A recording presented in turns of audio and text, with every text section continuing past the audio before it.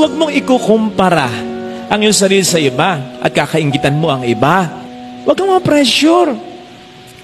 If you'll just concentrate on your own face, not on the face of others, makikita mo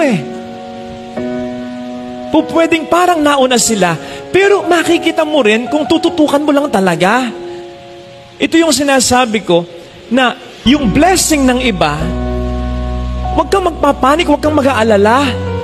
Kasi may blessing ka rin, maniwala ka.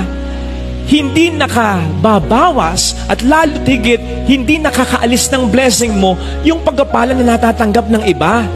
Makatatanggap ka rin, makikita mo rin.